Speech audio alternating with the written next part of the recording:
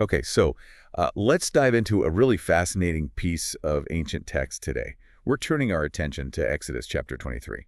Right. And this chapter is, well, it's absolutely packed. Think of it almost like a foundational blueprint, Mm-hmm. laying out core guidance, instructions, and yeah, even promises for a community at a really pivotal moment. Exactly. So our mission in this deep dive is basically to unpack all of that for you.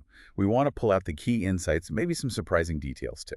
Get to grips with what it's laying out. Yeah, let's jump in. So, what kind of jumps out right away in Exodus 23 are these principles for community life, especially around truth and justice. Right.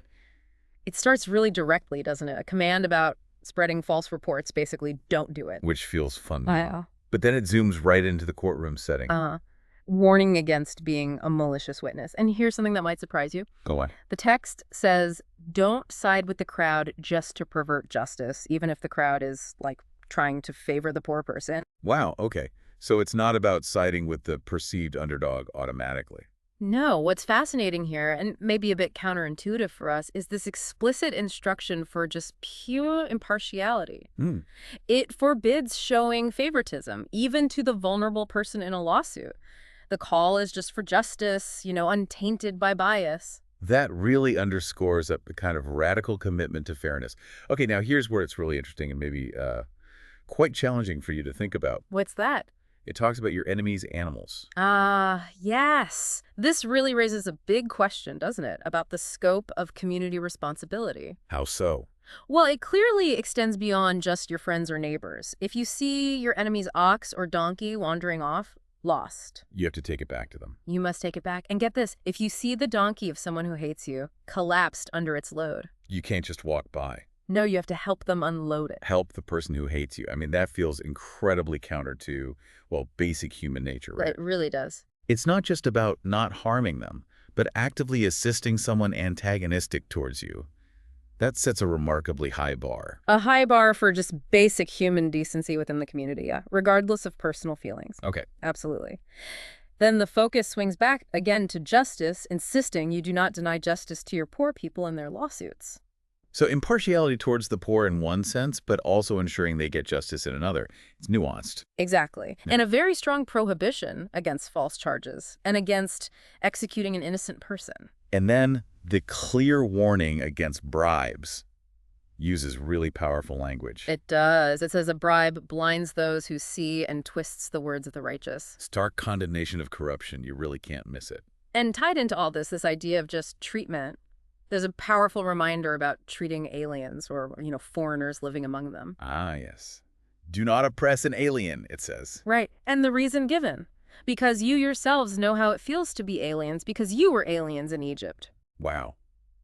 Connecting their own historical trauma, their experience of being outsiders and oppressed, directly to how they must treat others now. It's a really profound link for you to consider that connection between personal history and ethical responsibility. Okay, so let's shift gears a bit. The next section moves into something quite different. Cycles of work and rest. Yeah, it introduces this concept of the Sabbath year, but for the land. Explain that. 6 years, you sow your fields, you harvest, do all the usual farming stuff. But the 7th year, the land lies fallow, unplowed, unused. And the reason given for this agricultural rest, it's not just about letting the soil recover, is it? No, not primarily, though that's a benefit. It explicitly says, then the poor among your people may get food from it, and the wild animals may eat what they leave. So it's about provision for the vulnerable. Yeah. And even ecological balance, built right into the farming calendar. Exactly. And this principle then extends to the weekly cycle, too, which is probably more familiar to you. The weekly Sabbath? 6 days, do your work, but on the 7th day, do not work. And again, look at the rationale. It's so inclusive. So that your ox and your donkey may rest. And the slave born in your household and the alien as well may be refreshed. It's mandated rest, not just for the landowner or the free citizen, but for everyone and everything dependent on you. Yeah. Animals, slaves, foreign residents. Rest presented as an equitable right, really. Mm-hmm. So we've had laws on justice, community relations, land stewardship, rest. Now the chapter moves into instructions about worship and their relationship with the divine. Right. It starts with a broad command, kind of overarching, be careful to do everything I have said to you. Sets the stage. And then a very specific prohibition about other gods. Do not invoke the names of other gods. Do not let them be heard on your lips. Pretty clear. Absolutely. It's a foundational call for exclusive devotion. Then it outlines these key annual festivals they're required to celebrate. 3 times a year, right? There's the Feast of Unleavened Bread, Tied to their history coming out of Egypt, then the Feast of Harvest, celebrating the first fruits of their labor, and the Feast of Ingathering at the end of the year. marking the completion of the agricultural cycle. So these annual rhythms are deeply connected to both their history and their livelihood. And there are specific instructions for these times. Men have to appear before the sovereign Lord. Rules for sacrifices, too. Yeah, no blood offered with anything containing yeast, the fat of the sacrifice not to be kept overnight, bringing the best first fruits to the house of the Lord. And then there's that command, the one that always sounds a bit peculiar on first hearing. Do not cook a young goat in its mother's milk. Yeah. On the surface it sounds, well, strange. What's that about?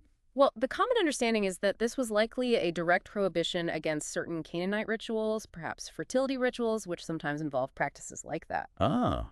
Okay, so it's less about dietary rules as we might think of them, and more about religious distinction. Exactly. Framing it as maintain your cultural and religious distinctiveness. It's a specific rule reinforcing their unique covenant identity by rejecting the practices of surrounding cultures. It's a command against syncretism. Syncretism, that blending of different religious beliefs. Right. Seen as a real danger to their core identity. Okay, so we've covered societal laws, land use, rest, worship practices. The final major section of the chapter then shifts focus pretty significantly. Yeah, it moves towards promises and guidance about their future, specifically as they prepare to enter the promised land. This is where the divine presence becomes really active in the narrative itself. See, I'm sending an angel ahead of you. To guard you along the way and to bring you to the place I have prepared. So a divine guide is promised. And there are really strict instructions on how you, the people, should respond to this angel. Yes. Pay attention to him and listen to what he says. Do not rebel against him. He will not forgive your rebellion since my name is in him. That suggests a very significant representative of the divine presence, doesn't it? Carrying divine authority. Definitely. And the promise tied to obedience here is explicit. If you listen carefully and do all that I say, I will be an enemy to your enemies and will oppose those who oppose you. Divine backing is assured, but it's conditional. Conditional on adhering to the instructions given through this angel. And this angel is going to lead them into the land currently occupied by, well, quite a few groups. The Amorites, Hittites, Perizzites, Canaanites, Hivites, and Jebusites. Yeah. And the promise is blunt. I will wipe them out. But alongside that promise of conquest comes a really strong warning about the practices of these inhabitants. Very strong warning. Do not bow down before their gods or worship them or follow their practices. You must demolish them and break their sacred stones to pieces. So it's the flip side of the promise. Conquest, yes, but absolutely no adopting the spiritual or cultural ways of those they're displacing. It's again about avoiding that syncretism we mentioned. Yeah. Protecting their distinct identity is paramount. And if they do worship the Lord their God exclusively, blessings are promised. Yeah, blessings on their food and water, sickness taken away, no miscarriages or barrenness, a full lifespan promised, a picture of health, prosperity, longevity in the land. And the divine help in actually conquering the land is described vividly. I will send my terror ahead of you and throw into confusion every nation you encounter. It suggests it's not just about their military might. Their enemies will turn and run. There's even that mention of sending the hornet ahead of them. Yeah, to drive out some groups. Symbolic or literal, it implies divine assistance in clearing the way. But here's a really practical detail, maybe surprising for you listening, of how this conquest will happen. It's not instantaneous. Right. But I will not drive them out in a single year. Why not? Because the land would become desolate and the wild animals too numerous for you. So it's presented as a gradual process. Little by little, I will drive them out before you until you have increased enough to take possession of the land. It's actually quite pragmatic. Highlighting a practical consideration for settlement.